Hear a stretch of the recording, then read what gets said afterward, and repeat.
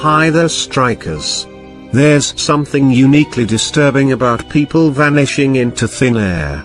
Read about these incredibly strange, unsolved cases. Although these disappearances span centuries, locations, age ranges, and circumstances, there's one common thread shared between them: a lack of closure.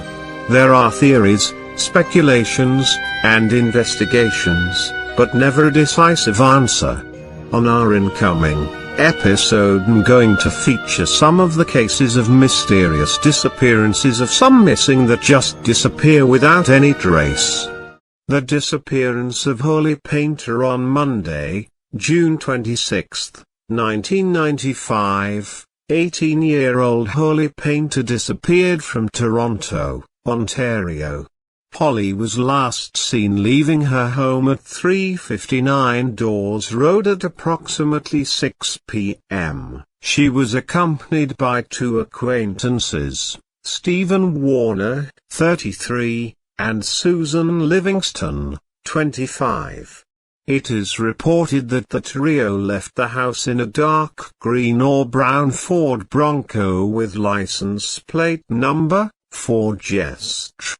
When questioned, Warner informed the police that later that evening Holly had exited the vehicle and took off running near the intersection of Kingston Road and Warden Avenue. Holly has never been seen again. At the time of her disappearance, Holly was 5'6", 168 centimeters, and weighed 115 pounds. 52 to 53 kilograms. Holly's hair is dark brown, long, and slightly curly, and she has brown eyes. She fractured her left leg 8 years before she vanished. Although details about the clothing Holly was wearing the evening she disappeared have not been circulated, we do know that she wore 3 gold hoop earrings in each ear, required Ventolin for her asthma, and used glasses for distance. Did Holly run away to start a new life?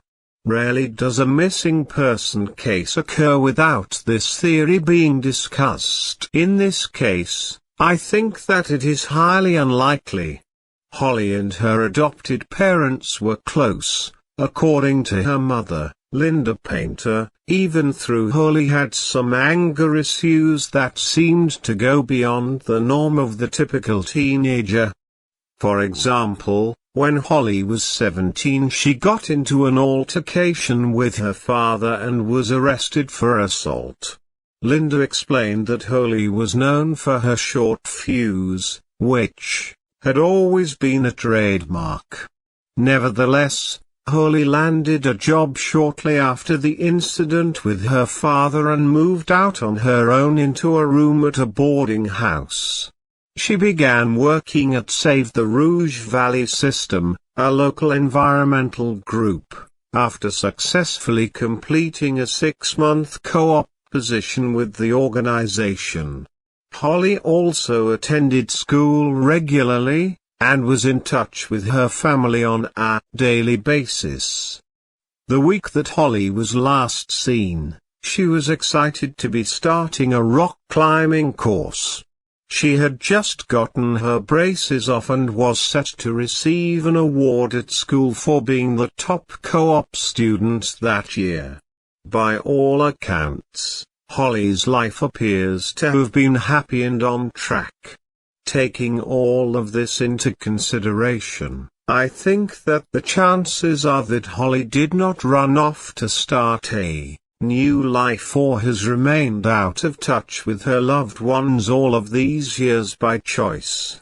If Holly is dead, the Toronto Police Service currently lists Holly's case as a homicide investigation. Most of the evidence points in the direction of the people she was with on the evening of her disappearance, Warner and Livingston.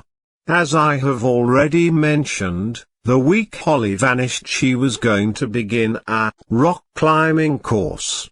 On June 26, the day she disappeared, Holly called her mother, Linda, asking for a ride to work to pick up her bank card that she forgotten so she could purchase some climbing shoes that evening. Holly, however, called back and told her mother she had found another ride. Warner has told the police that he drove Holly to her office to retrieve her bank card. They then met up with Livingston and returned to Holly's home. A short time later, Holly and Livingston got into an argument in the basement and Holly reportedly assaulted Livingston. Warner says that he then told Holly that they were taking her to her parents' house. It is supposedly on this trip that Holly leapt from the vehicle and disappeared. A couple of nights later, a note appeared on their painter's door that read, "I've had enough. Don't try to find me." Because of this, Holly was not reported missing until approximately 2 weeks after she disappeared. However, in retrospect, Holly's family thinks that the note was not written by their daughter. Disturbingly, Holly's bank card was used in Cheektowaga, New York on July 1, shortly after she vanished, and Warner later admitted to the authorities that he was the one using Holly's bank card.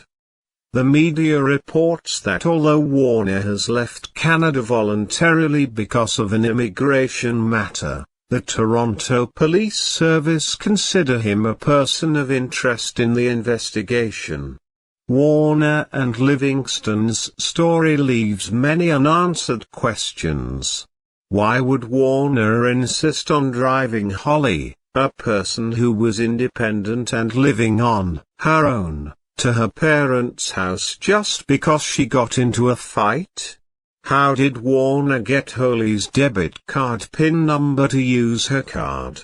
Did he kill Holly so that he could access her accounts? Was Livingston also involved in Holly's death? Was the fight, perhaps, much more serious than reported? Did Holly really die in her basement on the evening in question? I suppose Holly could have gone running from the vehicle that night like Warner and Livingston claim, and then was killed while on the run by someone yet unknown to the police. However, I think the odds of that are pretty astronomical. What do you think happened to Holly? Holly's loved ones are still trying to find out what happened to her on that fateful June night in 1995. Linda, Holly's mother, desperately wants to know what happened to her daughter. Linda explained, "There's just something about that night that's been